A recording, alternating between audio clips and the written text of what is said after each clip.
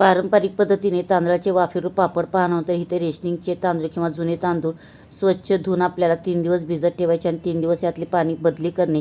तिसऱ्या दिवशी रात्रीच्या वेळी किंवा संध्याकाळच्या वेळी हे पाणी काढून हे पीठ तांदूळ आपल्याला छान मिक्सरला पाणी टाकून वाटून घ्यायचे आहे आणि गाळणीच्या साहाय्याने अशा प्रकारे गाळून हा चीक घ्यायचा आहे. आणि हा चीक आपल्याला रात्रभर असाच एका ठिकाणी ठेवून दुसऱ्या दिवशी सकाळी त्यातील एक्स्ट्रा पाणी काढून घेणे आणि त्या चिकामध्ये मीठ, तीळ, जिरे छान मिक्स करून घेणे आणि ताटावर अशा प्रकारे चमच्या साहाय्याने पीठ पसरवून उकळत्या पाण्यावर वरच्या साईडने पापड ठेवणे. तो वरची चीक कोरडा झाल्यानंतर पुन्हा एक पलटी करून उकळत्या पाण्यामध्ये 30 सेकंद शिजवून घ्यायचा आहे. आणि शिजलेला पापड आपल्याला थंड पाण्यामध्ये टाकून सुईच्या साहाय्याने त्याच्या कडा सोडून आपल्याला हा पापड घ्यायचा आणि हे पापड तुम्ही पंख्याखाली 1 दिवसात वाळवू शकता.